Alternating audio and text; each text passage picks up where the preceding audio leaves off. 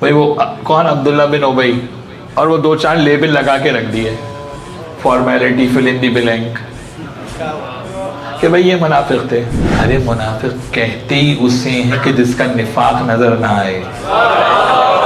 یہ جو آپ نے منافق اناؤنس کیا اور لیبل لگا کے رکھا، یہی سب سے بڑی ٹیمپرنگ ہے جو آپ نے کی، اور ٹیمپرنگ پکڑی جاتی ہے۔ وہ منافقی کا جس کا پتہ چل جائے، ارے بھائی منافق تو کہتے ہی اسے جو چھپا ہوا ہو، تو آپ نے لیبل کیسے لگایا؟ نہ جانے کتنے تھے، اور وہ بعد میں ایکسپینڈ ہوئے، اور ہوتے ہوتے کربلا تک آ گئے۔ اور سہولت کاری کس کس نے کی؟ تو اب ذرا تاریخ میں دیکھیں نا کہ یہ کربلا کے سہولت کار کون کون۔ یہ موضوع ہدایت کا موضوع، کہ جہاں انسان کو یہ تلاش کرنا ہو کہ کس کے پیچھے چلیں کہ راہ نظر آئے۔ الحمد میں کہہ تو سب رہے ہیں، صراط الذین انعمت علیہم، ان کے راستے پہ چلا۔ جب اہدنا الصراط کہا آپ نے کہ ہدایت دے، ہدایت دے ہمیں ان اماموں کی کہ جو صراط مستقیم کی طرف لے کے جاتے ہیں، تو کبھی امت نے یہ سمجھنے کی کوشش کی کہ وہ امام ہیں کون جو صراط مستقیم کی طرف لے کے جاتے ہیں؟ اور وہ کہ جن کا تذکرہ نماز میں ہے۔ ہر کوئی تو نماز میں نہیں آ سکتا، لیکن یہ بصورت صراط مستقیم، جتنی بات کہہ رہا ہوں اتنی بات کا ذمہ دار ہوں بھیا، بصورت صراط مستقیم نماز میں ہے۔ کبھی بشکل صراط مستقیم نماز میں ہے، کبھی بشکل درود نماز میں ہے۔ تو بات تو طے ہو گئی کہ جو نماز میں ہو اسے امام کہتے ہیں، اور جو نماز سے باہر ہو اسے صحابی کہتے ہیں۔ بات تو طے ہو گئی۔ بہت سمپل سی بات ہے نا، اس میں کوئی آرٹیفیشل انٹیلیجنس کا فارمولا نہیں لگے گا، بہت سیدھی سی بات ہے کہ جو نماز میں ہیں کیونکہ وہ صراط ہیں، اور ان کے پیچھے چلنے کا نام صراط مستقیم ہے۔ اب پیغمبر نے کہا یا علی انت صراط المستقیم، علی تو صراط مستقیم ہے، راستہ اللہ کا ہے، دکھاتے یہ ہیں۔ دیکھیں ابھی میں نے آیت کا ترجمہ شروع نہیں کیا، اور کمال تو یہ ہے کہ آج جو آیت میں نے آپ کے سامنے پڑھی ہے وہ آیت آئے ولایت سے پہلے والی آیت ہے۔ یعنی اس آیت سے پتہ چلے گا کہ ولی اور امام کی کوالٹیز جاننے کے لیے پہلے کیا جاننا ضروری ہے، کہ اگر یہ نہ دکھائیں تو صراط مستقیم کیسے پتہ چلے گی؟ اس کا معنی راستہ اس کا ہے، دکھاتے یہ ہیں، لے کے یہ چلتے ہیں، راہ اس کی ہوتی ہے۔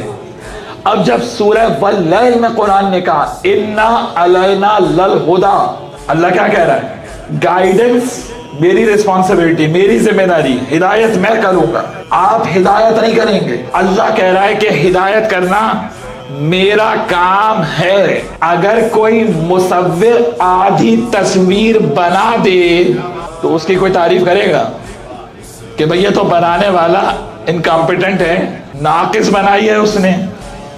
اب اللہ کہہ رہا ہے ہدایت میں دوں گا، ہدایت دینے کی ذمہ داری خود لے، ہادی بنانے کا کام امت پہ لگا دے۔ ایسا ممکن ہو سکتا ہے؟ تو اب جو کہے کہ امت بنائے گی تو کام اللہ کا ہے، بنائیں گے آپ، ہادی اللہ کا ہے، بنائیں گے آپ، امام اللہ کا ہے، بنائیں گے آپ۔ اور سورہ رعد نے کیا کہا؟ 13واں سورہ، سورہ نمبر 13 ورس نمبر 7، انما انت منذر ولکل قوم ہاد۔ سورہ رعد تھنڈر والا سورہ، چلیے آپ کی زبان میں بات کروں۔ سورہ رعد سورہ نمبر 13 ورس نمبر 7 کیا کہہ رہا ہے قرآن؟ انما انت منذر ولکل قوم ہاد، نبی آپ ان کو وارن کریں، ڈرائیں، اور ہر قوم میں ہادی ہے۔ اس کا معنی ہے ڈرانے والا اور ہے۔ قرآن بول رہا ہے، قرآن قرآن قرآن، کہانی کی کتاب نہیں سنا رہا ہوں آپ کو۔ انما انت منذر ولکل قوم حال، نبی آپ ہیں ڈرانے والے، ہر قوم میں ہادی آئے گا۔ جا کے اہل سنت کی کتابوں میں دیکھیے، نبی نے علی کے کندھے پر ہاتھ رکھا اور کہا میں ڈرانے والا ہوں، علی ہادی ہے۔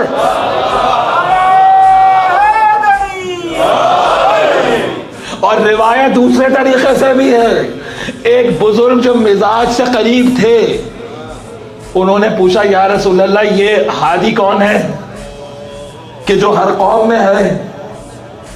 اتنے میں علی داخل ہوئے، پیغمبر نے اس کو جواب نہیں دیا، اپنے اصحاب کی طرف متوجہ ہوئے، کہا اس کو دیکھو دیکھ بھی رہا ہے اور پوچھ بھی رہا ہے۔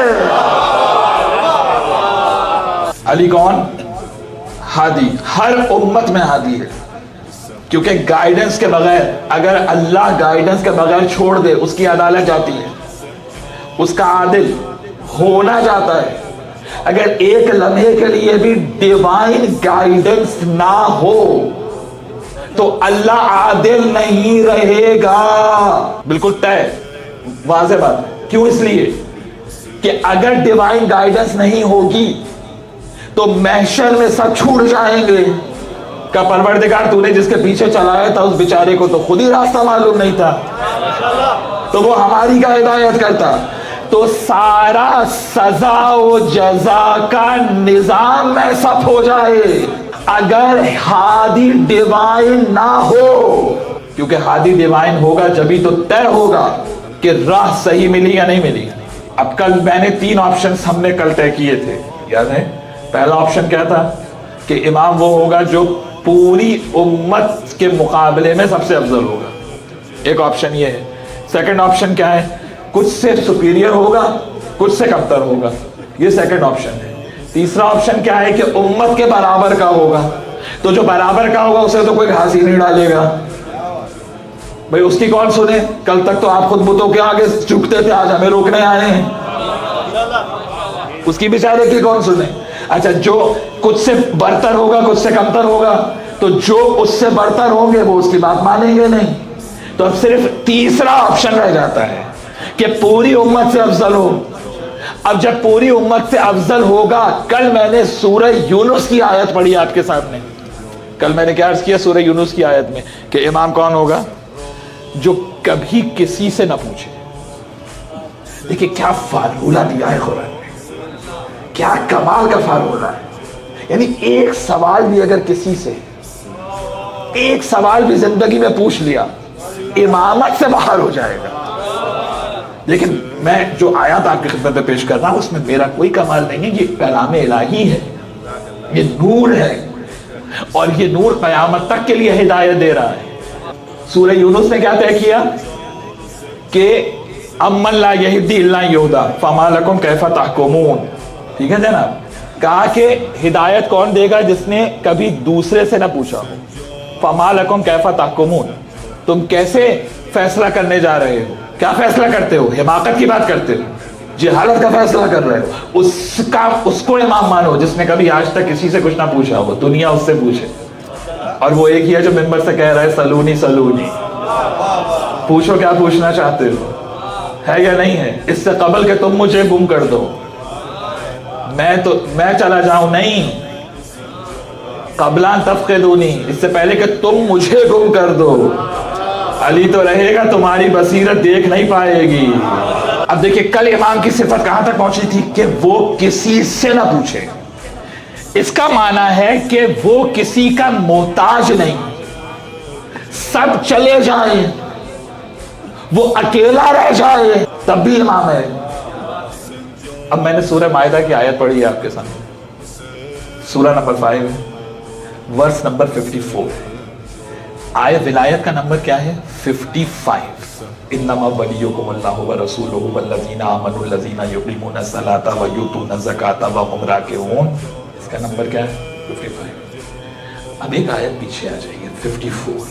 اگر ولی کو سمجھنا ہے تو پہلے اس آیت کو سمجھو، پھر ولی سمجھ میں آئے۔ کیا کہا میں نے؟ امام کی آج کون سی صفت ہم ڈسکس کر رہے ہیں کہ اکیلا ہو سب چلے جائیں، نہ اللہ کو اس کی پرواہ ہے نہ قرآن کو پرواہ ہے. امام موجود ہے, تمہیں جانا ہے, جاؤ.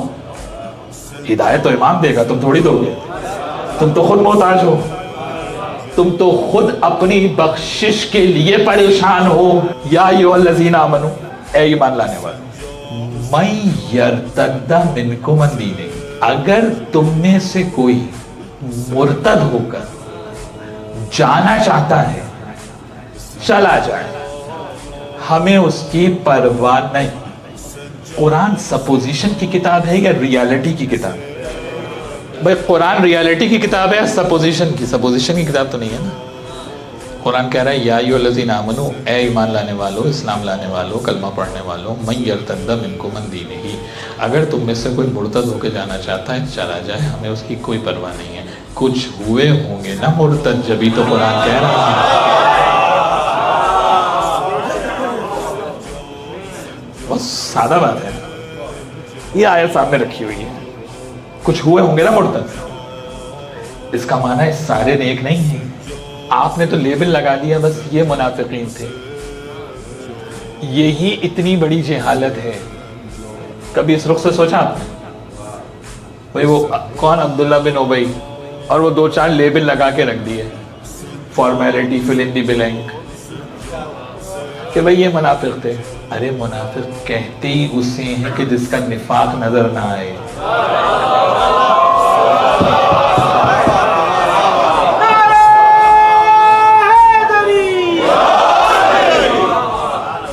یہ نفاق کا یہ جو آپ نے منافق اناؤنس کیا اور لیبل لگا کے رکھا, یہی سب سے بڑی ٹیمپرنگ ہے جو آپ نے کی, اور ٹیمپرنگ پکڑی جاتی ہے.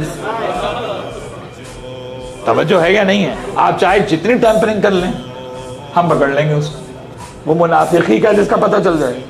ارے بھائی منافق تو کہتے ہی اسے جو چھپا ہوا ہو. تو آپ نے لیبل کیسے لگایا؟ نہ جانے کتنے تھے, اور وہ بعد میں ایکسپینڈ ہوئے, اور ہوتے ہوتے کربلا تک آ گئے. اور سہولت کاری کس کس نے کی؟ تو اب ذرا تاریخ میں دیکھیں نا کہ یہ کربلا کے سہولت کار کون کون ہیں.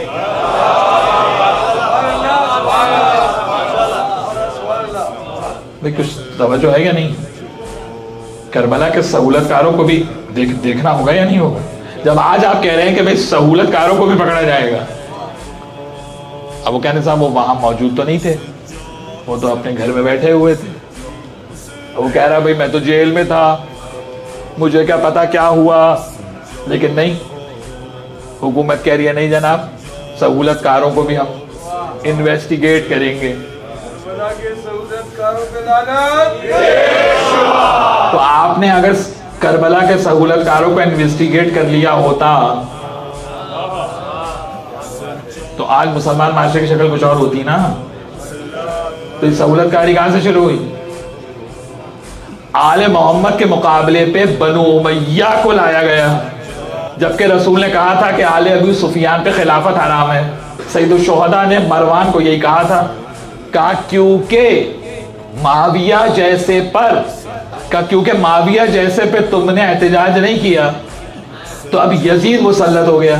تو اگر تم مرتد ہو کے جانا چاہتے ہو تو چلے جاؤ, ہمیں بھی ڈونٹ کیئر بھائی. کیوں؟ من یرتد منکم عن دینہ فسوف یأتی اللہ بقوم یحبهم ویحبونہ اذلۃ علی المؤمنین اعزۃ علی الکافرین یجاہدون فی سبیل اللہ ولا یخافون لومۃ لائم ذلک فضل اللہ یؤتیہ من یشاء واللہ واسع علیم. کہا ہمیں پرواہ نہیں. اب صفت آ رہی ہے, اللہ نام نہیں لے گا. نام لے گا تو آپ ٹیمپرنگ کر کے کوئی اور علی لے آئیں گے. اللہ بھی تو آپ کی ٹیمپرنگ کا علم رکھتا ہے. یہ خیر الماکرین. صفت بتائے گا, کیا صفت ہے؟ یحبہم ویحبونہ, وہ اللہ سے محبت کرتا ہے, اللہ اس سے محبت کرتا ہے. سند ہے محبت کی, سوال نہیں ہے. تاریخ پہ کیا نگاہ رکھ رہے ہیں آپ, اور میں کیا پڑھ رہا ہوں. سند ہے. اللہ خطا کار سے محبت کر سکتا ہے؟ جی, اللہ گناہ گار سے محبت کر سکتا ہے. جس سے خطا ہو اللہ اس سے محبت کر سکتا ہے. ایک لمحے کے لیے بھی خطا ہو جائے, محبت مائنس. اور اللہ اس سے محبت کر رہا ہے ہر آن، جب تک آیت ہے، اور آیت ہمیشہ کے لیے ہے، اس کی محبت ہے، تو لازم ہے نا کہ یہ جس کی بات ہو رہی ہے وہ معصوم ہوگا، غیر معصوم نہیں ہو سکتا۔ سارے نااہل بار ہو گئے یا نہیں ہو گئے؟ کب وہ اللہ سے محبت کرتا ہے، اللہ اس سے محبت کرتا ہے، تو اب ڈھونڈنے تو صحیح کہ یہ ہے کون، کہاں ملے گا یہ صفت والا؟ نہیں ملے گا کہیں اور، لیکن جب رسول نے خیبر میں علم دیا تو یہ کہہ کے علم دیا، اوتین رایت غدا رجل یحب اللہ ورسولہ ویحبہ اللہ ورسولہ، کل اس کو علم دوں گا جو اللہ سے محبت کرتا ہے، اللہ اس سے محبت کرتا ہے۔ قرآن کہہ رہا ہے تم جانا چاہتے ہو چلے جاؤ، ہم نے ایسا امام رکھا ہے جس کی صفت یہ ہے کہ وہ اللہ سے محبت کرتا ہے، اللہ اس سے محبت کرتا ہے۔ آیت کھلی ہوئی ہے، آیت فریز نہیں ہے، جس کو لانا چاہتے ہو لے آؤ، لیکن رسول کی سند دکھاؤ کہ سوائے علی کے علاوہ کسی کے لیے رسول نے کہا ہو کہ اللہ اس سے محبت کرتا ہے، یہ اللہ سے۔